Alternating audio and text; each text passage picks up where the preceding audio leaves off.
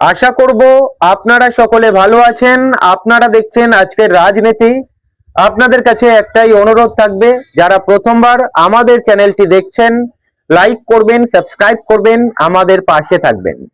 যত দিন যাচ্ছে তৃণমূল বিজেপির বিরুদ্ধে মানুষ কিন্তু ক্ষিপ্ত হচ্ছে, কিন্তু কি জানেন তো, এই মুহূর্তে মানুষের কাছে সঠিক বিকল্প নেই। একটা তৃতীয় শক্তি, যে একটা তৃতীয় শক্তিকে মানুষ ক্ষমতায় বসাবে, সেই তৃতীয় শক্তিগুলো এক জায়গায় আসতে চাইছে না। আপনারা যদি দেখেন, কংগ্রেসের মতো চলছে। বামফ্রন্ট কি করবে ভেবে পাচ্ছে না। একবার বলছে মহাজোটের প্রয়োজন রয়েছে, ধর্মনিরপেক্ষ যে কটা দল রয়েছে সব কটি দলকে এক জায়গায় এনে 2024-এ লড়তে হবে। এই কথা কিন্তু আমরা 1 বছর আগে থেকে শুনে আসছি। এখনো পর্যন্ত ধর্মনিরপেক্ষ দলগুলোকে এক জায়গায় আনতে পারলো না। আর কংগ্রেস একবার বলছে 2024-এ তারা একা লড়বে, অধীর বাবু এইদিকে বলছে মহাজোটের প্রয়োজন রয়েছে। ধর্মনিরপেক্ষতা যে কটা দল রয়েছে, মানে ধর্মনিরপেক্ষতায় বিলিভ করে, সব কটা দলকে এক জায়গায় আনতে হবে, কিন্তু এখনো পর্যন্ত সেই কাজটা কোনো দলই করতে পারলো না। আইএসএফ এর কথা যদি বলেন, আইএসএফ 1 বছর আগে থেকেই বলছে, 2024 লোকসভা নির্বাচনের পর থেকেই বলছে মহাজোটের দরকার রয়েছে। তাই অবিজেপি, অতৃণমূল যে কটা শক্তি রয়েছে সব কটা শক্তিকে এক জায়গায় আনার প্রয়োজন রয়েছে। নওশাদ সিদ্দিকী অনেক আগেই কংগ্রেসের কাছে বার্তা পাঠিয়েছে, বামফ্রন্টের কাছে বার্তা পাঠিয়েছে, কিন্তু সেই জোটের এখনো পর্যন্ত কোনো কুল কিনারা হলো না। হ্যাঁ, বাম আইএসএফ এর জোট বোধহয় হবে, কিন্তু কংগ্রেস এক জায়গায় আসবে কিনা সন্দেহ রয়েছে। 2024-এ বাম, কংগ্রেস, আইএসএফ এবং ধর্মনিরপেক্ষ যে কটি দল রয়েছে যদি 1 বছর আগে জোটের ঘোষণা করত, মহাজোটের ঘোষণা করত এবং মানুষের দুয়ারে দুয়ারে যেতে পারত, মানুষ ভরসা করত। কিন্তু এখন অনেকটা দেরি হয়ে গিয়েছে। বলতে গেলে এই দলগুলোর গাফিলতির কারণে, বা এটাও হতে পারে, বুঝতেই তো পারেন ক্ষমতার লড়াই। এরা ক্ষমতায় নেই, তবুও এই এখন ছাড়বো, ওই এখন ছাড়বো, আমাদের এই এখন চলে গেলে কি হবে, এই ভাবতে ভাবতে সময় পেরিয়ে গিয়েছে। মাত্র 3 মাস হাতে রয়েছে। এখন বাম, কংগ্রেস, আইএসএফ এক জায়গায় এলেও তৃণমূলকে উল্টানো সম্ভব নয়। আর এর জন্যে আমি তো বলবো এই দলগুলোর সিদ্ধান্ত নিতে অনেক দেরি হয়েছে এবং এই দলগুলোকেই এর দায় নিতে হবে। অনেকে বলবে কেন দায় নিতে হবে, কংগ্রেসের মতো লড়বে, কংগ্রেসের সঙ্গে বামফ্রন্টের কোনো মিল হয় না। কিন্তু কি বলেন তো, এই মুহূর্তে যে ধরনের রাজনীতি চলছে, গণতন্ত্র বাঁচাতে গেলে ধর্মনিরপেক্ষ দলগুলোকে এক জায়গায় আসার প্রয়োজন ছিল। বিজেপির শক্তি পশ্চিমবঙ্গ থেকে কমাতে গেলে, তৃণমূল সরকারকে ক্ষমতা থেকে সরাতে গেলে, যদি 1 বছর আগে থেকে বাম, আইএসএফ, কংগ্রেস বা অন্যান্য দল যারা ধর্মনিরপেক্ষতায় বিলিভ করে যদি এক জায়গায় আসতো, যেখানেই মিছিল হচ্ছে যদি এক জায়গায় দেখা যেত, মানুষের কণ্ঠস্বর হয়ে উঠতে পারত, তাহলে মানুষের ভরসা পেতে পারত এবং 2026-এ একটা গরম গরম ভাব থাকতো। হ্যাঁ, এই মুহূর্তে আইএসএফ, বাম এক জায়গায় এলে তারা হয়তো কয়েকটা আসন পাবে, কিন্তু সরকার গঠন করতে পারবে কি সন্দেহ রয়ে গিয়েছে। কিন্তু সরকার গঠনের ধারে কাছেও থাকবে না। এরা হয়তো কয়েকটা আসনে নিজেদের জায়গা দখল করতে পারবে, বিধানসভায় ঠাঁই পেতে পারবে, কিন্তু তৃণমূলকে সরকার থেকে হটানো সম্ভব নয়। আর বিজেপি যদি দেখেন, বিজেপি বলছে সরকার গঠন করবে, আদতে বিজেপির কর্মী সমর্থক তারাই বিশ্বাস করে না, বলতে গেলে বিজেপির নেতারাই বিশ্বাস করে না যে পশ্চিমবঙ্গে বিজেপি সরকার গঠন করতে পারে। তারা শুধু ধর্মে মেতে রয়েছে।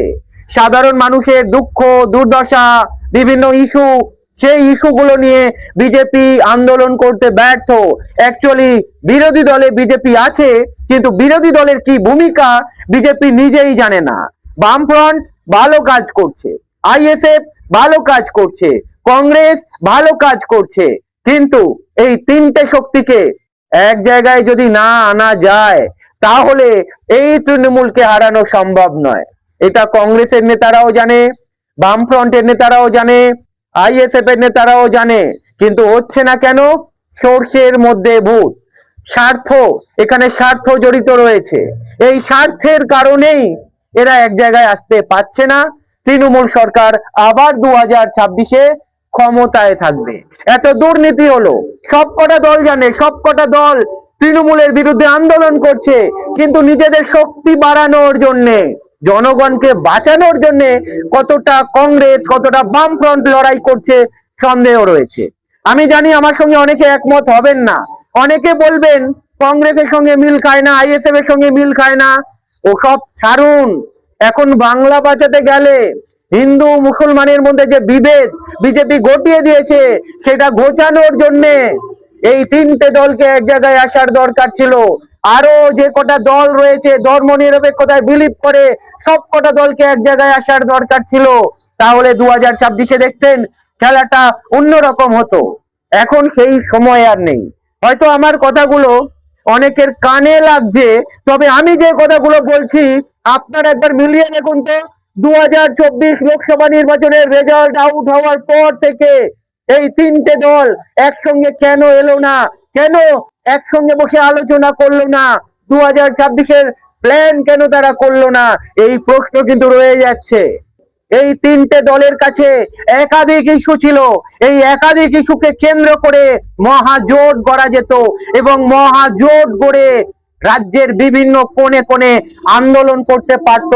কিন্তু যেটা বললাম, এই যে স্বার্থ জড়িত রয়েছে, এই স্বার্থের কারণেই আজকের তৃণমূল সরকার ক্ষমতায় টিকে যাবে। বিজেপি, আগেও বলেছি আবারও বলছি, বিজেপি শুধু ফাঁকা আওয়াজ দেয়, আর এইটাই বাস্তব। বিজেপি দলে প্রায় 90% যারা নেতা হয়েছে তারা অন্যান্য দল থেকে আসা, আর অন্যান্য দল থেকে আসা নেতারা সত্যিই কি সরকার গঠন করতে পারে? তারা সরকার গঠন করতে চায়, এরাও কোথাও না কোথাও ধান্দাবাজির রাজনীতি করছে, রুটি সেকছে ধরতে গেলে। যাই হোক, বাম, আইএসএফ, কংগ্রেসের কাছে যে সুযোগ ছিল তারা মিস করে ফেলেছে। এবারে লড়াই হচ্ছে, বামেরা কটা আসন পাবে, আইএসএফ কটা আসন পাবে, কংগ্রেস কটা আসন পাবে। সরকার গঠনের লড়াই নয় কিন্তু। আমি জানি না 2026-এ কাছাকাছি আসবে কিনা। যদি এই তিনটে দল কাছাকাছিও আসে, আমি শুধু হাসবো, আর কিছু বলার নেই। কাছাকাছি যখন আসতেই হতো 1 বছর আগে থেকে নয়, কেন? কেন 2024 লোকসভা পরেই এই তিনটে দল গোটা পশ্চিমবঙ্গ জুড়ে আন্দোলন গড়ে তুললো না? এই প্রশ্ন কিন্তু রয়ে যাবে। তার মানে বোঝা যায়, মানে সদ ইচ্ছা যদি না থাকে কিছু করার নেই। বাংলার মানুষ সঠিক বিকল্প পায়নি, বাংলার মানুষের উপরে দোষ দিয়ে লাভ নেই। বিজেপি রয়েছে, কি করবে? বাংলার মানুষের কাছে কোনো বিকল্প নেই। যারা হিন্দু ভাই বোনেরা রয়েছে তাদের কাছে কোনো বিকল্প নেই।